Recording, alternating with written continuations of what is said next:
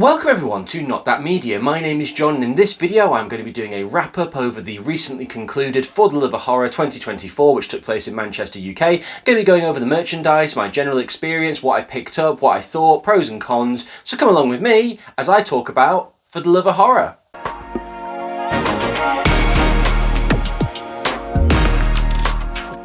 If you're new here, firstly, thank you for checking out my channel. It's very early days and at the time of recording I'm just skirting under 200 subscribers. So I'd really appreciate anyone who watches this video, please do subscribe to it. I'm trying to put out as much content as possible and I'm trying to grow my channel as quickly as I can. I'm just about to conclude my 31 days of Halloween where I offer 31 film recommendations across the 31 days of Halloween. So if you haven't been checking that out, please do give that a look. But also I do have plans for the 12 Scares of Christmas, my 12 favourite horror movies and lots of other content around all things horror, and not just horror, physical media, theme parks, maybe a little bit of Doctor Who here and there, so a little bit of a variety I hope for there. But if you haven't been checking it out, please do, and I really appreciate any subscription. Costs nothing, takes 2 seconds, and hopefully I will continue to bring you content that you will enjoy, particularly as For the Love of Horror 2025 has now been formally announced. Tickets are on sale. It is taking place at the BEC Arena again on the 18th of October 2025 and the 19th of October 2025, so get your tickets as soon as you can. I'm sure it's going to be another sellout event. But with that being said,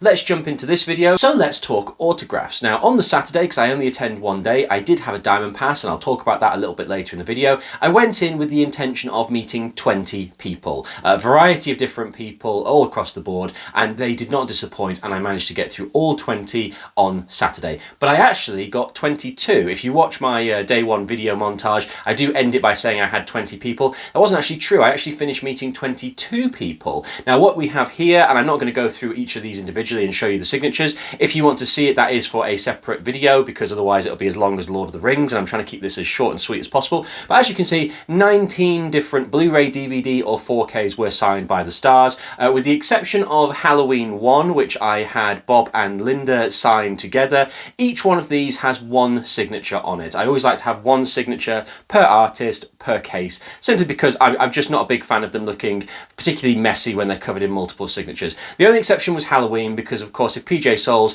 and John Michael Graham are going to be there, of course why would you not have Bob and Linda on the same thing? But I did get a couple of other things signed which were not part of this 19 set. If you want to pause and have a look through it, you'll see the films that are being displayed, and as a result you will probably be able to work out who I met and who I got to sign that day. It was a fantastic range of casts this year. I was really impressed. But a couple of extra items I just want to show off here before I jump on. So first, Will Sandon, aka Michael age 6, signed my vinyl copy which is included.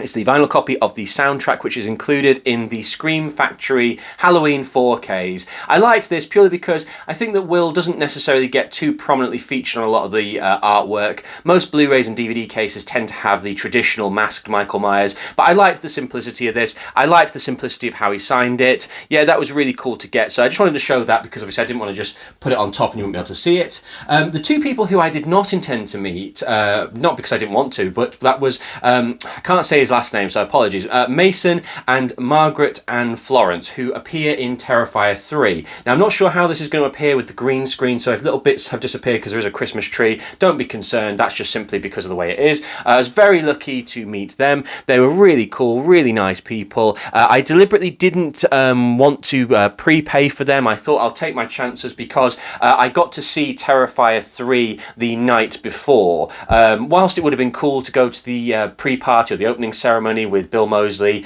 I made the choice to go and see Terrifier 3. Purely because I had my concerns that there may be a lot of spoilers being spoken about in the air. It's natural at a horror con, people want to talk films, so I just wanted to make sure I saw it. I was not disappointed. I thought it was absolutely fantastic. Best of the three in my personal opinion. I think Mason had one of the best kills in the entire franchise, and both of them were really cool. Mason and Margaret were really humble, really excited to be there, really appreciated the comments. They were a last minute addition. I think it was a little bit of a coup for the Love of Horror, but that's not the first time they've got Terrifier guests just before the Terrifier movie has broke. Those of you who attended in 2022 will remember that they had Art the Clown and Damien Leon's in attendance 2 days before Terrifier 2 actually hit the UK. So it was really cool to be able to go and see literally a brand new film the day before and go and talk to them. And they were really happy and excited when I mentioned I'd seen the film the day before, and they had lots of questions themselves. Really cool. So the big one, which I've shown before, was for the Evil Dead trilogy. Now, my Book of the Dead, I did get signed by all 3 members of the cast, so I just wanted to showcase that here and now. So that is obviously Betsy Baker, Teresa Tilly, and I can never remember the gentleman's name. It's really bad, and unfortunately his signature it's not illegible, but I can't read it from there. So managed to get 3 out of 5 of the principal cast of Evil Dead to sign the book. Nice little space left for Bruce Campbell, hopefully one day for the Love of Horror. But yeah, it was really cool to get this signed. You don't see too many copies of this, and it was just really nice to take it to them. And all 3 of the actors, particularly Betsy Baker, was quite impressed to see the Book of the Dead. So it's always nice when you get that little bit of an extra experience with the artist or the guest who takes pleasure to see the item you've actually brought to them. So yeah, a really strong haul. That's 23 separate different items signed. Really impressed, really happy with it. Merchandise. So starting off with merchandise, we'll start with the official Monopoly Events merch, which starts with the lanyard. The lanyard has the really cool Monopoly Events theming all over the lanyard, which is always nice to see. There's nothing worse, I think, when you buy a lanyard and you just get a generic black one. The actual card itself obviously has got the poster, which is really cool. It's got the event photo times and information, the map, and a couple of the sponsored parties involved on the back. I think to prepay this was £5 on the day, and I seem to recall, sorry, it was £5 to pre-order to collect on the day, and I think they were selling it for £10 at the door, so this was a really simple thing to pick up and buy. I do recommend, if you are a lanyard collector, always prepay for these kind of things. The majority of things, if you can, will be a pre-order for me. This was a really cool thing to pick up. I must admit, I didn't walk around with this on the event because I want to maintain it and look after it, because these things, because they're made of cardboard and they're flapping around on your chest, it's quite easy for them to get all tarnished and damaged. So a really cool keepsake and a really nice way to start the event. Although I do already own one, sadly my official For the Love of Horror tote bag got damaged somehow at the event. Not sure what happened, but there was a nice big hole in there, so I did pick up another one. Nice and simple, just a really strong, sturdy For the Love of Horror tote bag. It's got Monopoly Events on it, it's got the logo. Cheap, simple. Again, I don't think this was that expensive. I want to say between £5 and £10, but I might be mistaken. But if you go into the con, you're picking up a lot of merchandise. To have these on hand, it's always really cool. Nothing worse than wandering around with carrier bags looking like you've just wandered out of a Sainsbury's. You want to wander around with your merch, with your iconography on the merch, and this is a really cool keepsake that I'll use for day-to-day life. So new to 2024 for Monopoly Events is an official poster of the event. It came in this really cool, nice white envelope. Now, word of warning, I'll be giving advice a little bit later, but if you get into the con first thing in the morning and you do get these posters in future, do not bother to go and get it first thing, because you will be carrying this thing around all day. Luckily, although I had purchased a poster tube to potentially roll it up and put it in, because I assumed they would just give it to us loose, I did happen to notice people wandering around with this, so I took the initiative to not pick up my poster. The event runs till 6 o'clock. They will keep your poster safe. Do not rush and get it, because as you can see, although this is a really good sturdy envelope, it is only cardboard, and it only takes for somebody to accidentally sit on it, stand on it, a photo agent accidentally putting the bag on the wrong way on the table. This thing could get very easily ruined, so just a minor word of caution when handling these. But the main event itself, and I was really impressed with this, another pre-order collect on the day, £10 only, is a individually printed For the Love of Horror themed poster. Now what I like about this is it is numbered. There are only 100 and they will be selling these. The way they refer to it on Facebook is this is going to become one of the kind of premium items, or the more sought after items at the convention. Only 100 being printed. I have number 11. If obviously you're intending to get it signed, obviously you probably want to get it as soon as possible. Maybe in future years, if I'm taking my time a little bit more and not running around, I might consider getting future posters signed, because this is actually quite a cool thing to get signed. If particularly you could pin down Ben or Neil, obviously people from Love of Horror Live will know who I'm talking about there. To get a couple of signatures on these would be really cool, but for the first one I just wanted to maintain it as it is. But this is a really good, really well printed, really nice sturdy poster, really cool. If you purchase anything from Monopoly Events, one of the really cool things they gave away this year, and I don't know if they'll do it in future years, was a copy of the 2022 Stan comic book. Now, as I say, in 2022, For the Love of Horror launched its icon, which was Stan. As of the time of recording, Stan has not made another appearance, so if this was your first year and you're wondering what this was part of their launch. Monopoly Events kind of universe launch is the plans were to have a mascot at every single convention that they have, and Stan was the first to launch. So Monopoly Events did also also this year launch their t-shirt with the poster. Again, I won't spend too much time talking about this. It's fairly clear what it is. It's obviously just the poster on a t-shirt. Again, really cool. This was directly from the Monopoly Events website. I don't think you could buy this on the day. Stock should still be available, but I'm going to assume this is in a limited number. So yeah, if you can get your hands on a copy of this, I would do so sooner rather than later. It was really cool. Unfortunately, it was printed and sent out just shortly before a couple of guest cancellations, but it doesn't matter because I think that's quite a nice time capsule to see the difference, and it's just one hell of a t-shirt with some really cool iconography on it. So my last piece of merch from Monopoly Events was their official Monopoly Events framing photo album. Really cool. Now, in every year they do have the photo frames where you can put your photographs in it with a little picture and a little recognition of For the Love of Horror, but I have to confess, and I don't like to speak too negatively of Monopoly Events anyway, I do actually find that for the price you pay they are rather crude quality. I purchased a couple, one with Danielle Harris and Art the Clown a couple of years ago, and I have to confess I never used them because the printing of the images was quite poor and the frame actually didn't have any string or anything to nail it on, and to be perfectly honest, I'm too lazy to put screws in it myself, so unfortunately they have sat in a carrier bag for a couple of years. But I believe this is new for this year and I was really impressed with this. So as you can see straight away, this, I believe it holds well definitely over 120 photographs. So if you are like me and you like to get a good number of these photographs at the convention, this is a really cool way to hold them. I have been including, these are the maps that they sold in previous years, so I may very well take the card off the lanyard and place it in the 2024. So if you're looking for an opportunity to kind of delineate between, so I printed that one, that was 2021, I only got a couple of pictures, into 2022, into 2023, etc, etc. It's a really cool way of doing it. And 2024, I got the 5 pictures, I'll talk about them in a moment,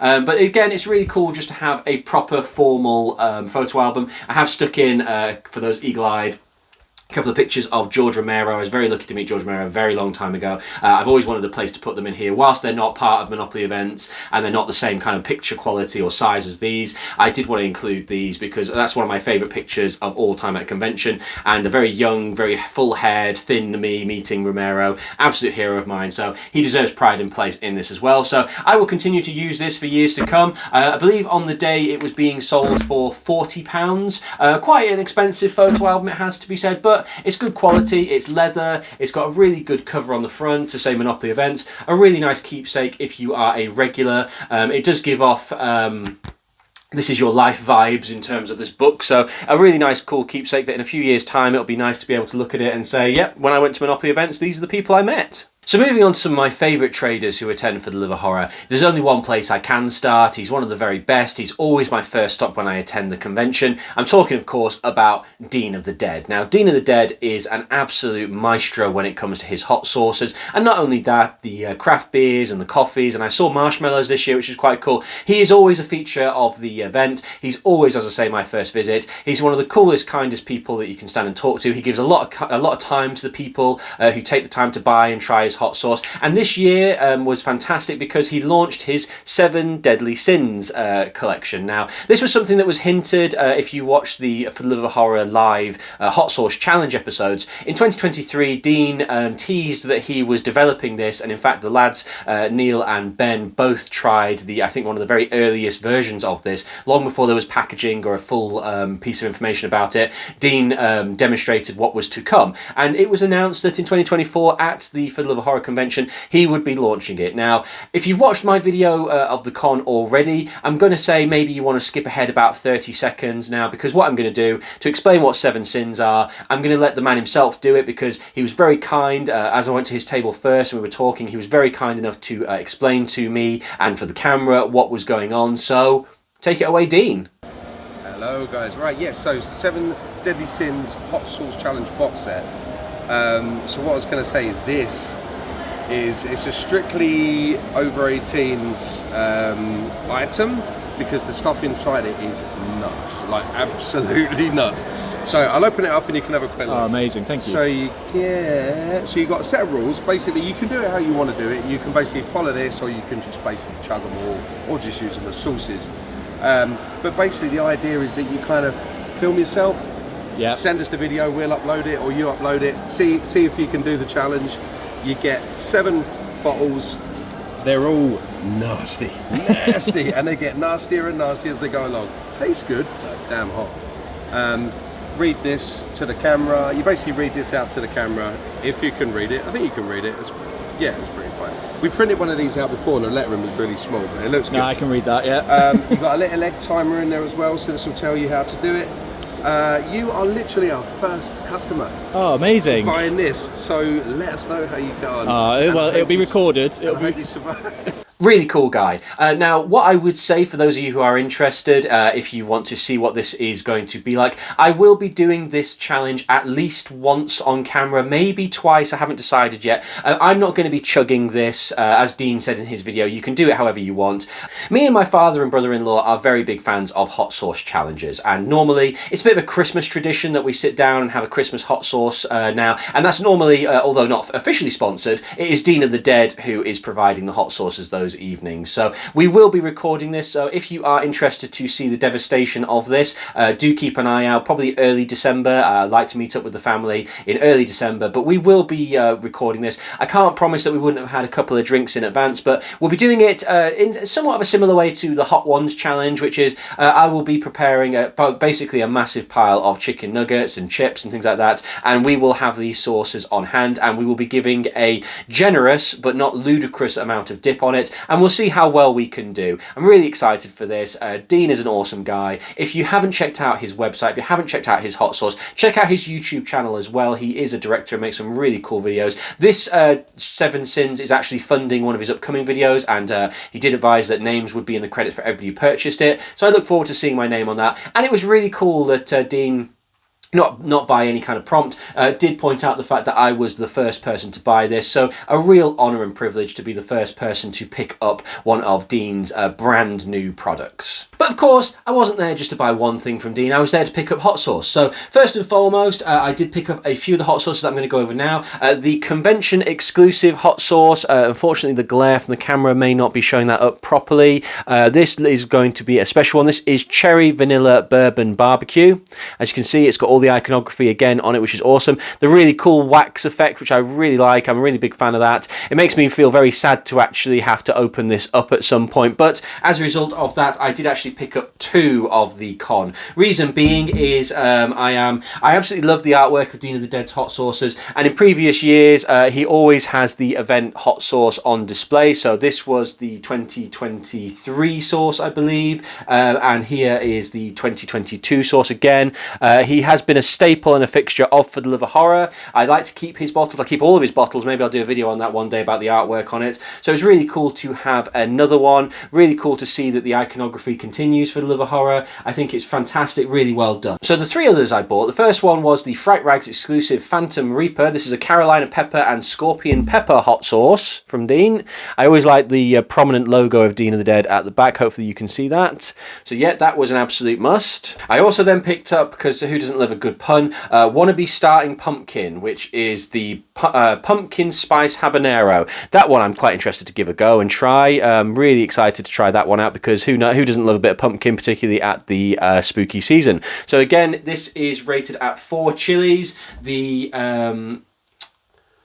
The Scorpion and Reaper strength, it claims it's 27/10 chili, so that may mean something to somebody. I just want to know if it's hot or not. Obviously, Dean of the Dead, he covers all different ranges, from the really hot to the quite nice. They're always a nice flavour, they're always a nice time, but boy, some of those are real stingers. Your wife, your toilet seat will not thank you if you have too much of this. And the last one, which is a regular that I have purchased in previous years, it is a regular from his website, it is one of my favourites, really love this one, really recommend it, is Pool Party Massacre.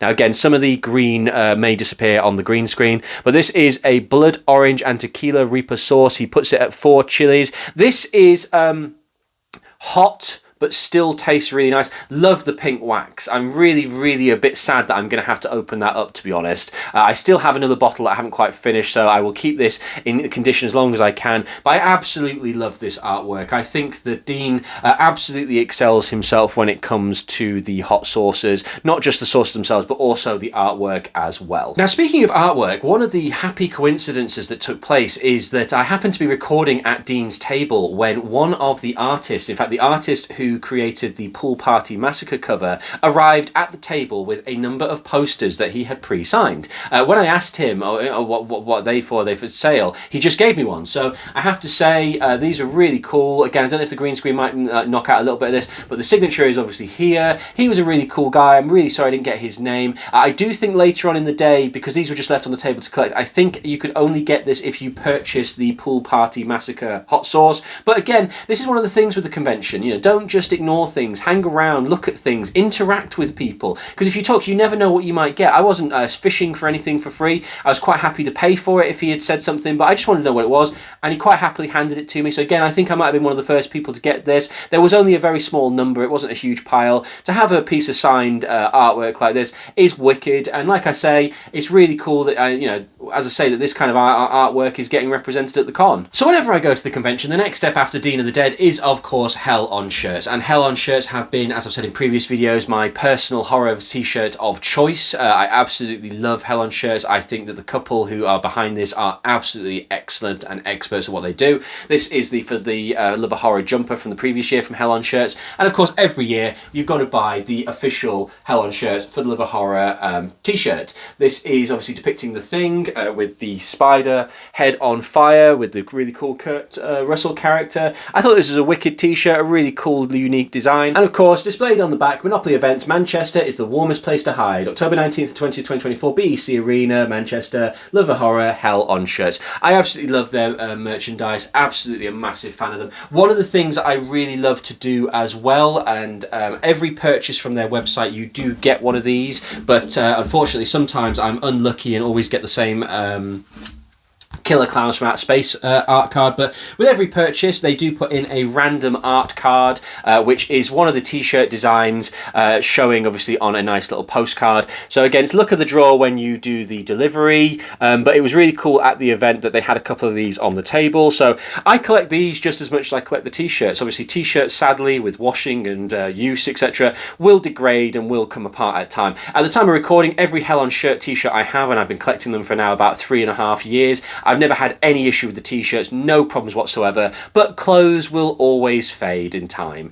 So I love the fact that they do these art cards to go with it, so I can keep these as a little bit of a companion piece, so that when I'm older or fatter or greyer or uglier and my t-shirts are long gone, I will still have my nice little postcard collection to look after. So again, another really cool freebie. Don't take advantage of it. I always look on the logic that if you're going to grab things like this off somebody's table, at the very least you can do is purchase something. Now, another thing that I love about Hell on shirts, and again, this was a freebie, despite the fact I quite literally did have money in my hand when I was talking to the gentleman. Sadly, I don't know the name of the people from Hell on shirts. A really nice husband and wife couple. They've just had a baby. Congratulations to them. So his partner was not in attendance because obviously I'm assuming she was home looking after the little one. But when I spoke to him very briefly and was telling him how much I love the shirts, I did ask if he had done again the event poster, because in 2023, if you attended the event wearing the official For the Love of Horror convention t-shirt, which was a little bit of a pastiche of the Creepshow poster, you got a free poster. So I did have the t-shirt, but I did mention to him, are you doing it? And yes, they were doing it. So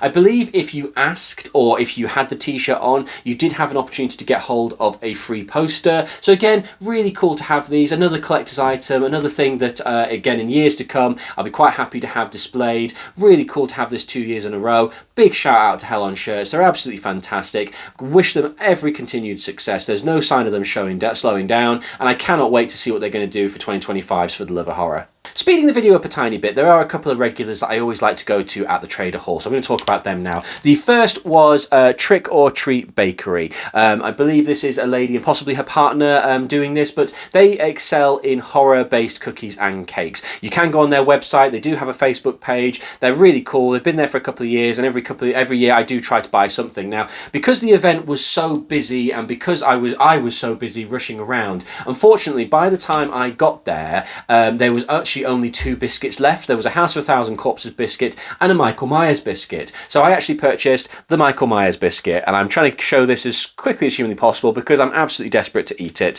I believe this was about just under £4, but these are all hand painted, put together, stakingly and lovingly made. They're really cool people. They did sell out, is what I would say. By the time I got back to the event hall, I think at about 3 o'clock, I believe they had totally sold out. There was a sign on the table saying, unfortunately, we've sold out. That is fantastic, because when I saw them earlier in the day, they had so much stock. They're in the video. What a wicked way to finish your day by finishing early. Hopefully that meant they got a couple of hours around the convention extra to have some fun. But this is one of the things I would say about For the Love of Horror, and I'll talk about it in a little bit more detail later. If you see things in the trader hall and you think, oh yeah, I'll come back, think twice, because as I say, luckily I managed to get my Michael cookie, but I would have walked out somewhat disappointed had I not been able to get at least one Trick or Treat bakery. I'll learn my lesson. Next year I'll make a point to go to her as soon as possible and get a couple of different things. Next up is another regular that I'm really happy to be able to see again and pick some stuff up, especially late in the day,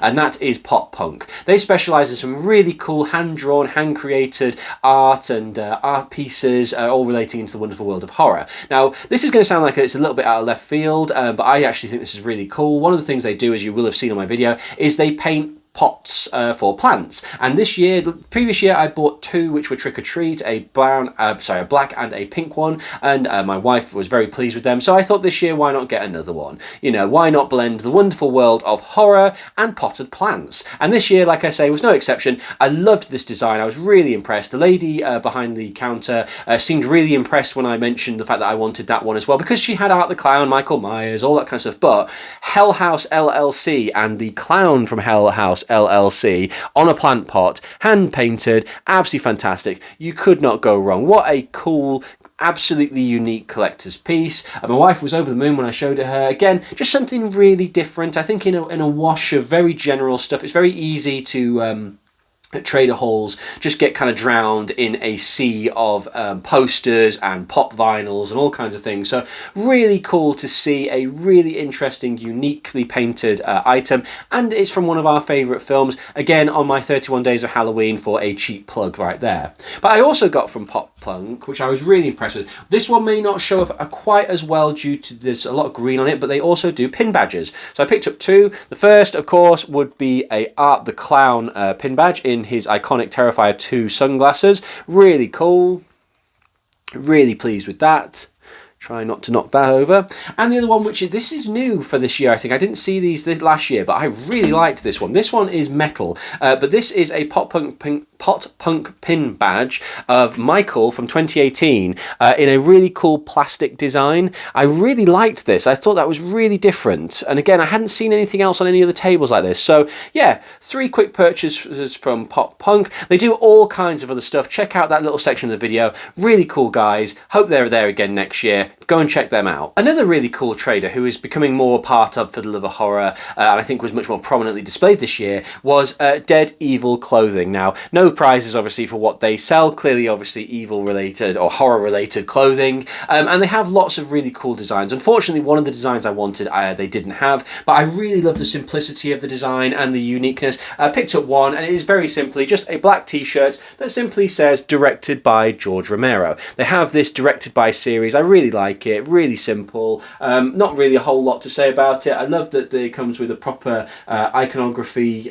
covered label. It's got a QR code presumably for purchasing more. I purchased this, I think it was £20, which is an absolute bargain for these kind of t-shirts. These kind of t-shirts are never normally south of £30. So yeah, really cool, really simple, absolutely love it. Now this one, last shirt on the left, I'm going to give massive props to, because every time I go to a horror convention, it's not that I am disenfranchised or something like that, but I sometimes think that it's always going to be the same stuff. It's always going to be the same 6 designs, same 20 odd different items, etc. But these guys, when I was walking past and I was vlogging, they had one thing that I have never seen before. Now maybe some people will say that I'm wrong, but this was a film that I absolutely adore. This film, I have been a fan of it for all my life. It's so good. If you've never seen it, watch it. So to see the fact that they had a t-shirt of this, and a really cool t-shirt, a really well made, and again £20 was an absolute bargain. And I'm talking, of course, for horror fans, you might have just seen a little flash of it then,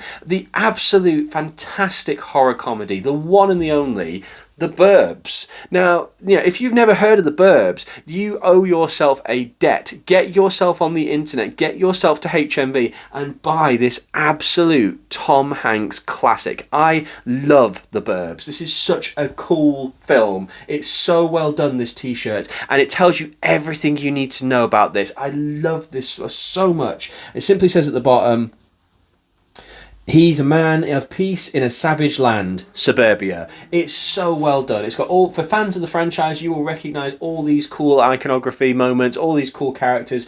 Absolute bargain. Really impressed. Last item coming out of the Trader Hall is another regular that I got to see last year and was happy to see again this year, is Dead Cats Club. They specialise in all kinds of cool things. They are prominently featured in the Trader Hall section of my video, so do go and check that out. And again, that while looking around, I saw yet another fantastic t-shirt that I have never seen before. It was so unique, so interesting. It was a buy straight away, no questions asked. And the second I saw it, I thought I have to own this. And it is a Grudge-inspired t-shirt. This is awesome. You've got the Japanese text up here, you've got Kayako, you've got Toshio, you've got the cat, you've got some really cool moments, recognisable moments from the film. Toshio on the stairs, the famous eye from the remake cover. This is an awesome t-shirt. I was really impressed. They had a few others. They had a Ring, Samara coming out of the telly kind of ones, but this thing, I was well impressed with it. And again, I want to say this was £20 or £25. That is not expensive for a high quality t-shirt like this. Really cool. Dead Cats Club, do go and check them out. They do all kinds of cool stuff. Really cool. Another cool thing, which again, if you are paying attention or you take the time to breathe at these kind of conventions, is the best way I'll put it, is at one point there was a member of Monopoly Events staff walking around giving out, just giving away, I should say, a really cool Captain Spaulding. It's a Sid Haig kind of remembrance poster to say Sid Haig 1939 to 2019. Again, another cool freebie. They weren't charging for it. They were on the display table as well, I think, at Monopoly events. So yeah, really cool to pick up something like that. And the last pickup, I don't want to say this is merch because that would be probably the wrong way of putting it, but if you have watched my For the Love of Horror Day 1 video, you will have noticed that at the beginning of my video, rather than me doing my traditional come along with me kind of opening, it opened with two of perhaps the funniest, coolest, classiest cosplayers at the event. And of course, it was the Shining Twins. Now, I asked them, because I'd seen them earlier in the day filming with Tom Atkins and having a good laugh. I mean, Tom Atkins is a trooper, amazing guy, and he loved them, I think, as much as everybody else. But these two lads were walking around dressed like that all day, getting loads of photos. And as I was leaving, I saw them, and I just thought, oh, I'll speak to them anyway. But I said, oh, would you mind just filming an intro for me? They said, yeah. We had a real good laugh. And one of them said, the one without the top hat said, oh, because you're so nice, because we've had such a good time, we're going to give you a little something, because they were giving things away to people that they were having a particularly positive experience with. And they asked me what I wanted. I made my choice. They had from a little bag, it was full of key rings, and they gave me a really cool bloody scissored key ring. I think there was an axe and a knife and the scissors, but of course, if you offered bloody scissors, why would you not take it? And the gentleman with the top hat remarked, everyone wants the scissors. So again, really cool. And this is one of those things I try to say to people is,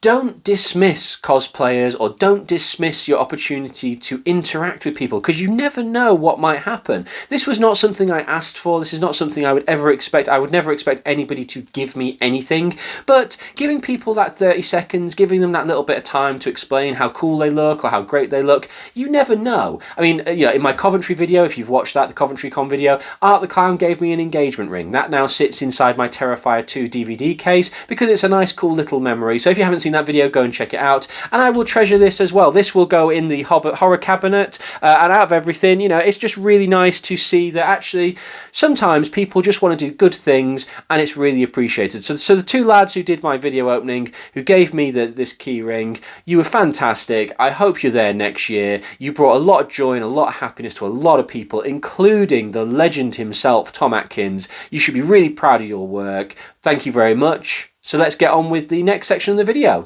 So I'm going to wrap up now with a little bit of a pros and cons list. I want to be open and honest, and obviously I do appreciate anybody who has got this far in the video, and I am open to any discussion and communication on these subjects, because I do think that sometimes it's nice to recognise the positive, but we do need to be upfront and honest about the negative. My channel is not designed to be hate-filled or drama-fueling, but I do think with these kind of things there are lessons that can be learned. So let's get into it. So the pros, again, as I said at the beginning of my video, 22 autograph experiences and 5 formal photo experiences. experiences. I had the opportunity to wander the Trader Hall, I had time for some lunch, I had time to watch a little bit of some of the Q&As, and I had plenty of time to interact with some of the market stalls. So what I would say straight up front, one fantastic, solid, full day. If you are new to the convention experience, or you are now going to attend next year and you're wondering what you can do, I do strongly recommend the Diamond Pass. It is a absolute godsend if you are like me and you want to have high volume and you only have short time for the experience. It is expensive, but I frankly think that you get what you pay for.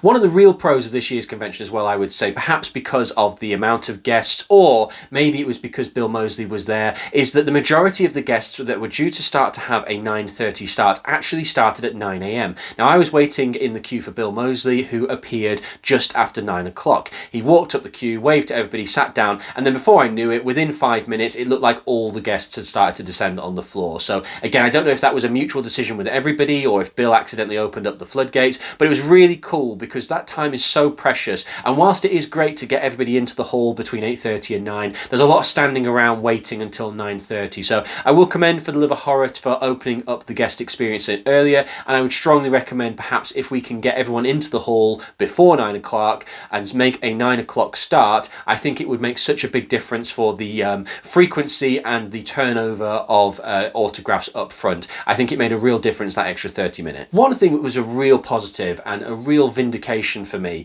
is the fact that on the Friday night before For the Love of Horror, having gone and seen Terrifier 3 and got back to my hotel room a little bit tired, a little bit deflated, I had a comment on one of my For the Love of Horror road videos about Amelia Kincaid, and it was from Amelia Kincaid herself and how much she had enjoyed my video and how she was looking forward to meet me. So one of the things I thought is when I meet Amelia Kincaid is A, will she recognise me, and B, should I say anything? Now, when I met her, she was obviously very busy working, so she didn't initially recognise me, but as soon as I mentioned my YouTube channel and the fact that she had commented on my video, she instantly recognised me. Oh, it's you, that's amazing, I've shared your video, it was really cool, I really loved the way you talked about Night of the Demons, I've shared it with some friends on social media, oh, please do keep it up, I really loved it, thank you very much. And that was a real moment for me, and it's a moment where I'm not going to sit here and make it sound like I'm some kind of like somebody of any importance compared to anybody at this For the Love of Horror, but it almost felt like the roles had reversed. I've met many people over the years, not just for the Love of Horror, but other conventions, other bits and pieces, where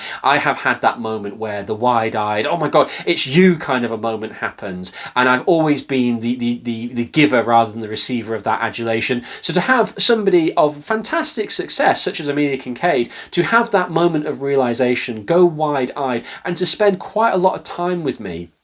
We spent a good amount of time talking about Night of the Demons and what she thought of the film, and she asked what I thought of the film, and the fact that I'd only seen it relatively recently, what I thought of it was very important to her. But to have that almost very slight role reversal was a really cool and really positive experience. So if there are anybody like myself, aspiring YouTubers out there, don't give up, keep going. Sometimes when you do these videos, you do have that moment where you kind of sit there and think, am I actually doing the right thing? Is it worth my time, etc.? The answer is yes. It was so wonderful to extend on that. As I've said in this video before, and I'm sure I'll say again, it was so wonderful to have members of the general public in the queue say, I watched your videos, I really appreciated them, really helpful tips, thank you very much, really great to see you. Unfortunately, there was one gentleman who said that he wanted to get a selfie with me, but we didn't get the opportunity because I didn't attend on the Sunday. If you're there next year, we've already got plans to get that selfie. That's really cool for me, that's a really nice thing, and I appreciate that. That was a real highlight of the convention, because I'm there to do business, but to know that all this hard work that I'm putting into my YouTube channel is paying off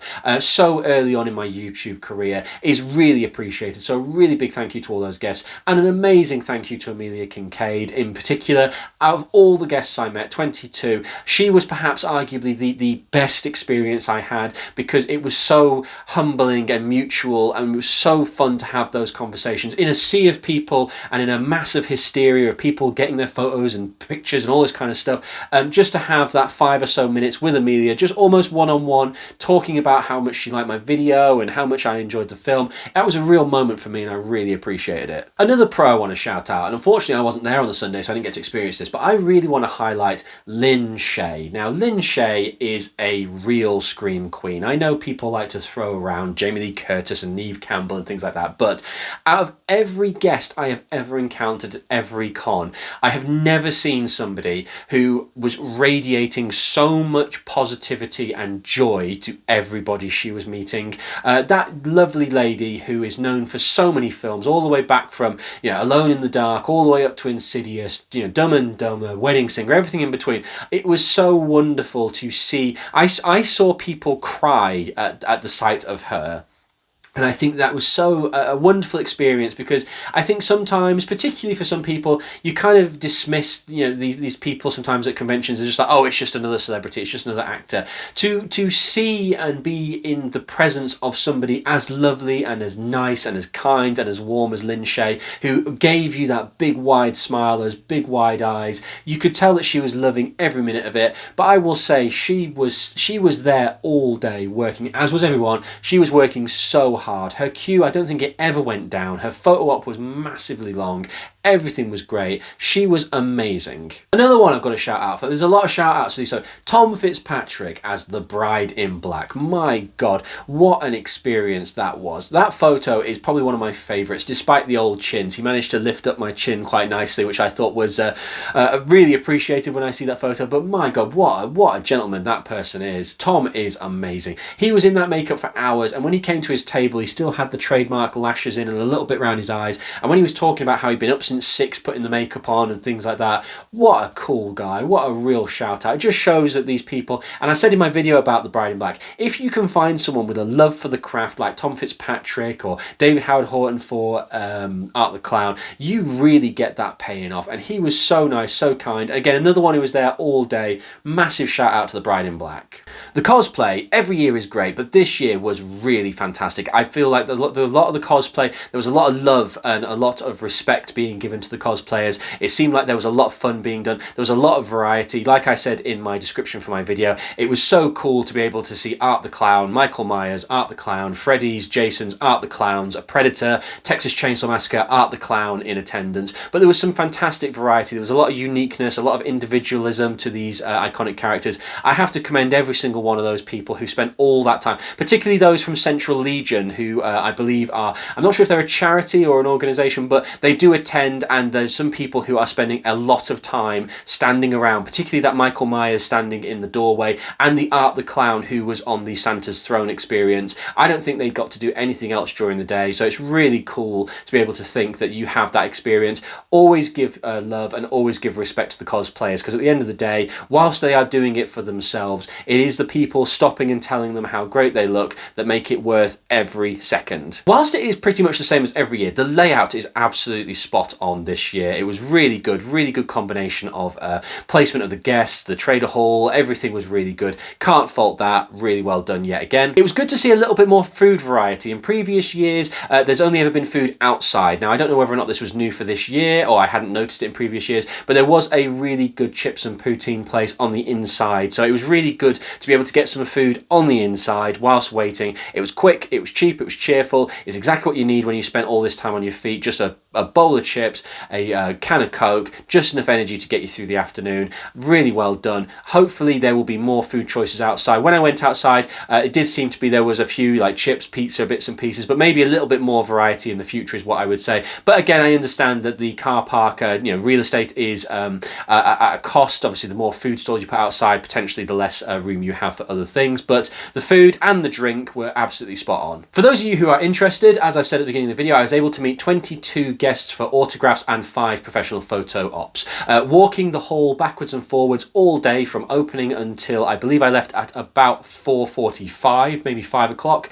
I walked 9.2 miles that day. Now, I took a Uber from the Premier Inn, so if you include the time, but the 0.1 mile and the 0.1 mile to get back to my car, I'm going to say I walked 9 miles that day. So it was one hell of a workout. So if any of you are wondering, with a Diamond Pass, doing business, as I like to say. How many can you do? 22 people, 5 photos, 9 miles walked. My legs are great, I feel great, but boy, what a busy day that was. I want to shout out to every volunteer that I encountered, particularly, unfortunately, I don't know the names, and I mean this in the most respectful way possible, but there was an older lady in a green t-shirt with slightly silvery blondie hair who was really working hard. She's been there in previous years.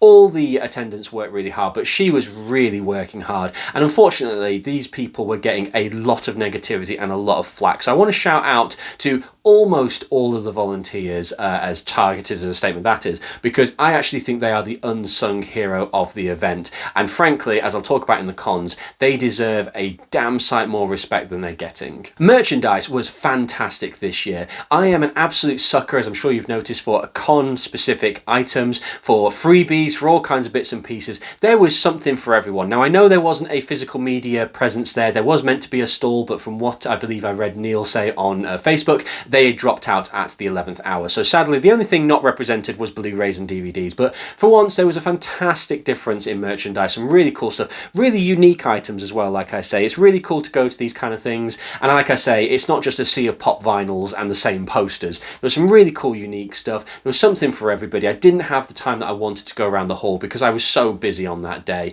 But shout out to the merchandise. Long may it continue, particularly the new event merchandise, the poster, the t-shirt, the lanyards, etc. The photo album. May it continue, because you will always get my money if you have cool stuff like that. So unfortunately, we've got to talk cons, and I'm going to keep it brief, and I'm going to try and keep it as triggering, as little triggering as humanly possible, but we have to be open. We can't talk about the light without the dark. And unfortunately, the first thing that I want to talk about is the heat. Now, this is not a new problem with the BEC Arena. However, it is extremely hot, that event. So one thing I would say, and I think there was a couple of other people who I had a laugh about with, another gentleman, I think one of the people who've been watching my videos, to be fair, remarked the fact that we were both in t-shirts and shorts. I attend for the Love of Horror in the winter in shorts and t-shirts, because when you're outside, you're shaking away because it's cold, but within about 10 minutes of getting in there, it is so hot. It is such a large space, but there are so many people in there. There's all that electrical equipment, there's all those LED screens, there's all that heat radiating off things.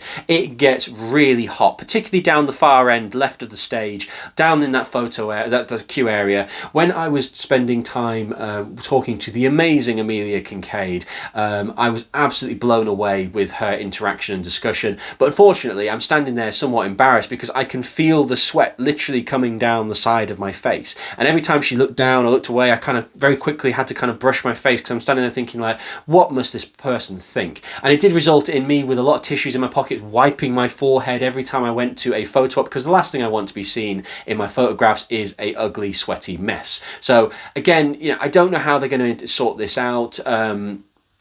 It's clearly a regular problem.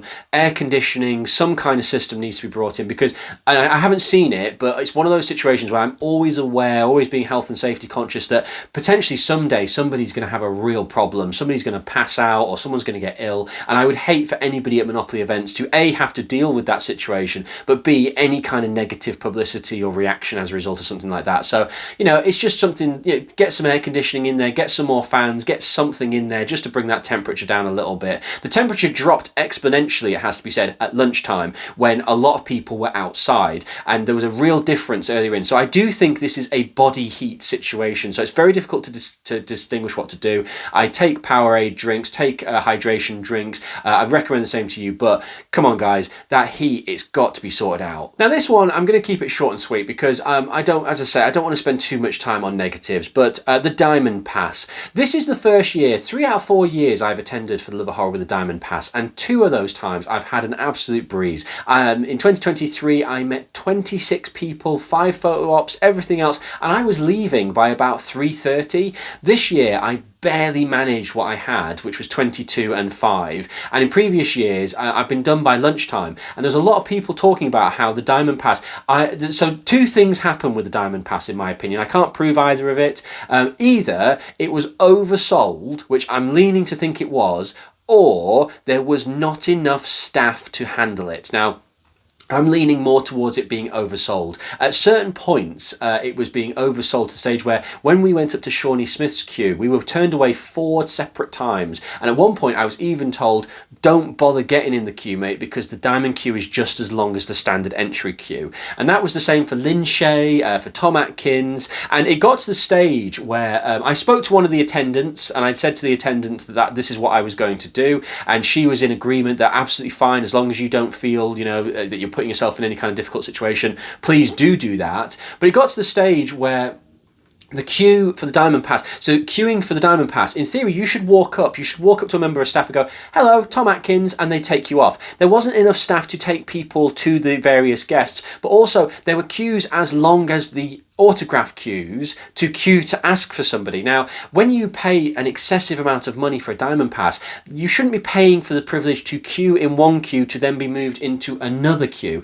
And there was very little control, I felt, at certain times between Diamond and Standard. Some of the volunteers / members of staff, rightly or wrongly, didn't seem to have a clue what they were doing. I don't like doing this, but I had to do it at one point because I was getting somewhat frustrated, but rather than become agitated or aggravating, I thought, okay, let's correct this. But there was one point in Tom Atkins' queue where the standard queue were just being let through all the time and Diamond were being left to wait. Now, the whole point of the Diamond Pass is the opposite. You shouldn't have to... There will be a wait. I'm not stupid, but there will be a wait time, but the time shouldn't be spent watching the standard queue move forward. You should clear the Diamond queue down and then do the standard queue. Now, the only thing I can think is, like I say, this thing was oversold. Now, I don't know if that was a mistake. I don't know if maybe someone at Monopoly events was getting a little greedy, or the whole thing was being very poorly monitored. Maybe it was all three. I don't know. I'm not on the inside. I don't have any insiders. But please, in 2025, if you're going to sell the Diamond Pass, make sure you've got the staff, or make sure you've got a robust system in place to maintain the queues. Because I had to go and say something. I had to go to one of the attendants and say, we've been standing here 15 minutes in the Diamond queue. We haven't moved. All the standards are getting let through. And when the girl went to the front to tell the other person, it was met with a... So it's like, they don't even know what they're supposed to be doing. Come on, let's get some people sorting that out. Moving away slightly from the Diamond Pass, but this will also extend into the Diamond Pass, is there seemed to be a major problem this year, and it's the first year it's happened, with queuing. Now, my understanding always was, and always has been, and should be from what others have said, that preferential or priority treatment is given to people who pre-pay. So you've got your QR code on your phone or a piece of paper like I always do. You come up, you should be given priority access in terms of just getting into the queue. It doesn't get you up to the front of the queue any faster, but you should be let in. There was major problems this year, and again, it was particularly in Shawnee Smith's queue, where one of the very few attendants who, and again, I'm not going to sit and be too nasty, but there was a lady attendant who was borderline, frankly, just ignorant and disrespectful and rude, not just to people, but to the staff who are just doing their job in that they are bringing Diamond Pass up. I saw and heard the words, no more effing Diamond Passes. And it's kind of like, well, hang on, we've paid for this experience. But one thing that I was even more frustrated by, and so was a number of other people, is when you went up to the queue, they said, no, you cannot come in, come back. For Shawnee Smith, on the 4th time I got there, she said, come back at 4:30, but there's no guarantee you're going to meet her. We are not prioritising anything. And I looked up the queue, and there were people literally with cash in hand. And when I asked her, I said, well, what about, we've got a Diamond Pass, and I've got a... prepaid. She said, it doesn't matter, no one in that queue's got cash, you're gonna have to go away and come back. And I literally pointed to somebody for her and said, that person is holding cash, and she said, quote, not my problem. So what I'm saying here is, and I understand, because I did meet Shawnee Smith. I was very lucky because I kept my cool, kept my head, and I kept persevering, and I did get in to meet Shawnee Smith. But there were people who apparently were told to come back the next day and get back into the Sunday for free. That is a major problem, because what you're then doing is creating a more people for Sunday to cause the same problem that you've got on the Saturday. Either, again, this was oversold. Shawnee Smith's tickets in particular were oversold, or the staff were not there, or somebody was just looking at the dollar signs and just filling their pockets. I appreciate Shawnee Smith is a major actress, so is Lynn Shay, so is Tom Atkins, but these people are not battery hens for our amusement. We shouldn't be forcing through as many people as possible, because moving on to my next point, the anger and the agitation I received personally, and others did, from standard pass entry people was unacceptable. And if anybody from Monopoly Events is watching this, and I really want to be positive about this, but I really, out of everything I've said, you can dismiss the heat, you can dismiss my comments on the Diamond Pass, I really want people to focus on this. And if you are one of these people, I really want you to think about this as well. And I'm hoping that you are watching it, and like I say, trying to stay positive, but if you are one of these people who bought a standard pass, you have no right to refer to me or anybody else in the queue as an effing T. So I'll let your imagination fill in those letters. But having paid, so you pay about £30 for your standard pass.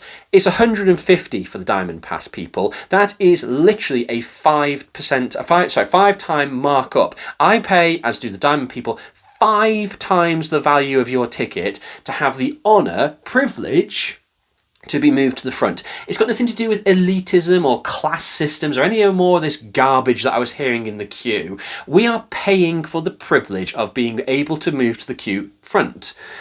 Do not, because you have purchased a standard pass because either you didn't want the Diamond Pass, you couldn't afford it. That's not my problem, and it is not the problem of the staff. I have never, in all 4 years of me attending this convention, felt so uncomfortable to the stage where a lady attendant actually asked me and a couple of others, would we like to be removed from the queue because, quote, it's getting a bit heated here. So, no is the answer to that. What then happened was, me and another gentleman had to, in the Diamond Pass, had to work in convoy because we wanted to meet a couple of different people in succession together. So this lady actually said, look, we haven't got staff to bring you to the front every time. If you are okay doing it, please do so. So it was almost like we had to have a little group of protection to go to each line. And it happened on 3 separate lines. I'm not going to say this is one person. There was a couple of ladies, you know who you are if you're there. There was a few other people who got really, really nasty, and I could hear them. And I did the same thing I always do when people like to do that. I turn around and look them straight in the eyes, and of course the response I receive is this. Don't spark off. You know, I get it.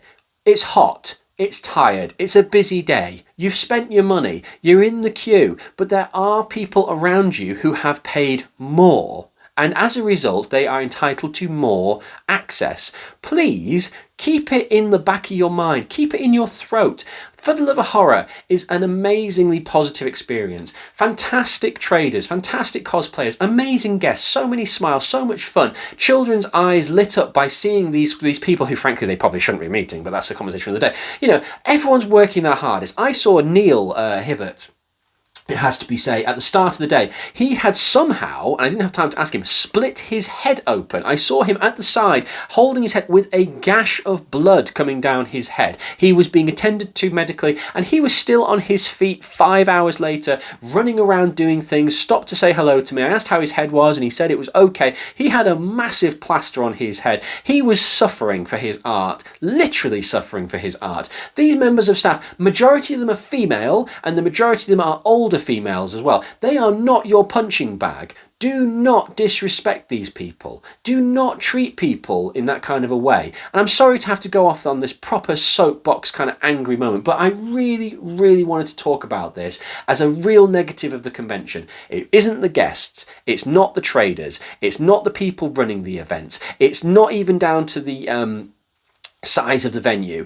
If you as a human being decide to act in a way that is so disgustingly disrespectful, I think you need to take a look in the mirror yourself. As I say, I don't see the point in it. We're all there to have a good time. If you can't afford or you're not willing to pay for something considerably more expensive, you do not have the right to refer to me or anybody else in the queue as an effing T. So please keep it in the back of your head. Go back to your hotel rooms and criticize the hell out of me and everybody else because you think that I'm some kind of elitist. I'm not. I'm just a normal guy. I'm just somebody who has spent a whole year, probably like you, saving up their money, scrimping and saving, planning and coordinating, but I make the point to buy the most expensive ticket because I want the most out of my experience.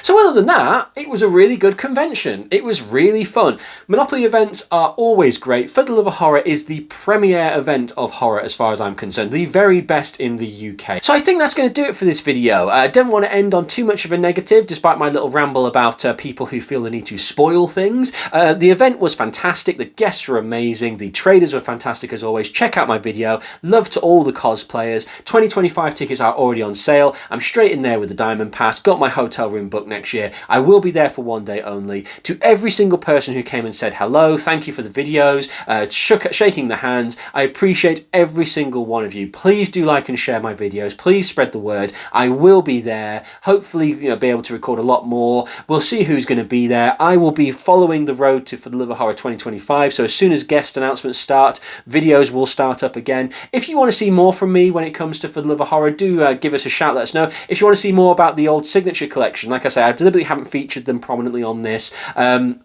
Please reach out and let me know, and if there's enough interest, I will do one. Keep an eye out for the Dean of the Dead Hot Sauce Challenge, the 7 Deadly Sins one. This will be done, and it's going to be a whopper, I'm absolutely sure. All props to Dean of the Dead. Check him out. Hell on Shirts, Pop Punk, check those guys out. Trick or Treat Bakery, really great, really good time.